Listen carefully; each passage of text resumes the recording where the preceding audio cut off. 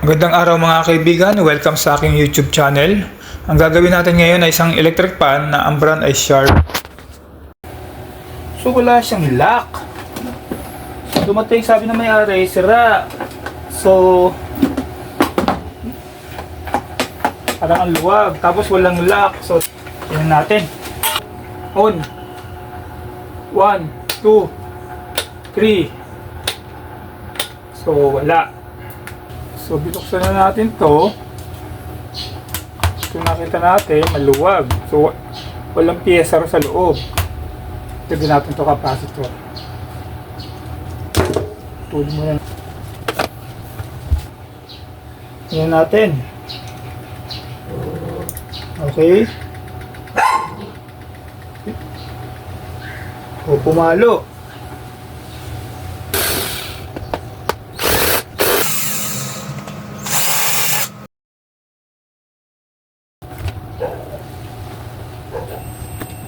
So, meron.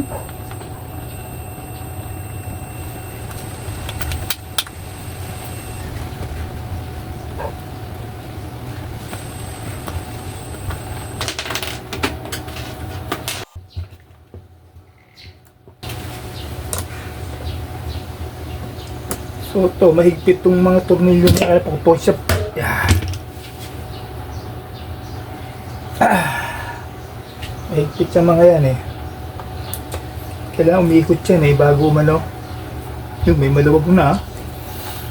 Parang di pa naman nabubuksan. Puro original pa naman ng pyesa.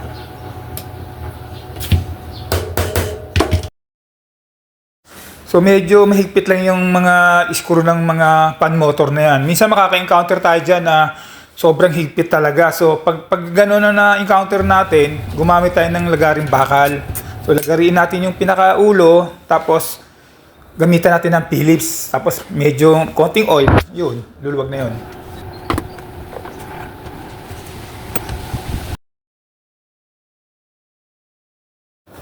So nung nabuksan ko na yung housing, napansin ko wala na siyang cooling fan spacer, yung nagsisilbing parang spacer dyan sa harap.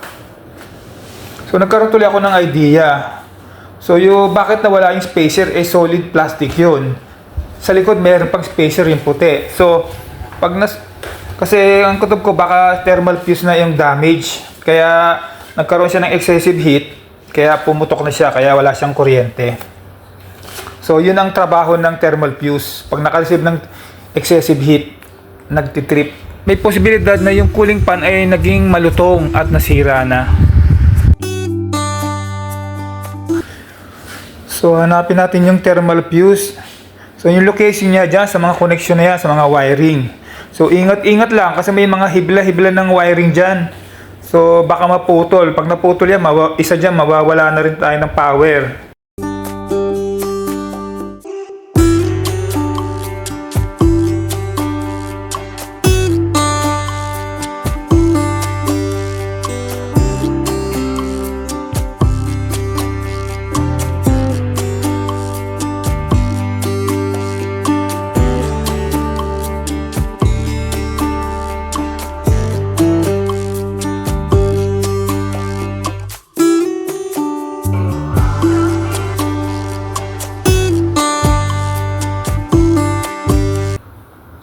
So confirm na sira yung thermal fuse. So magpapalit tayo ng bago.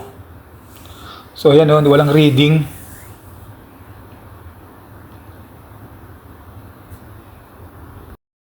Hindi ko na hinilang yung bagong thermal fuse.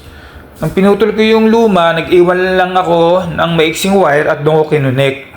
Make sure na mahigpit lang yung pagkakabit. At konting ingat lang kasi napaka-sensitive ng mga wiring dyan.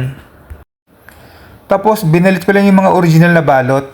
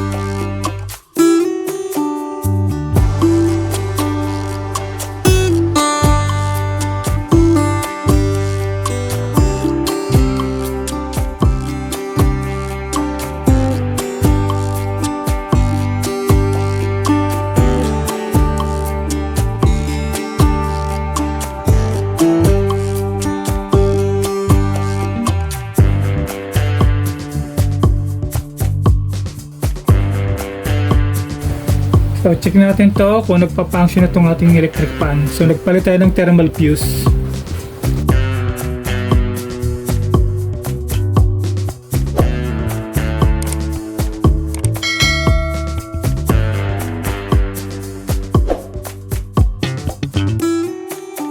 Yun na yun. So, off. 1. Off. 1. Off.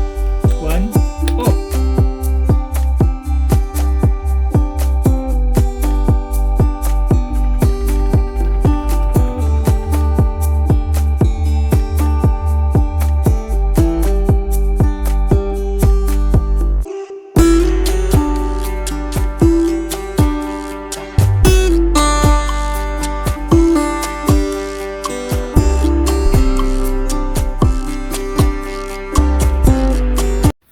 Naging success po yung repair ng ating stand fan.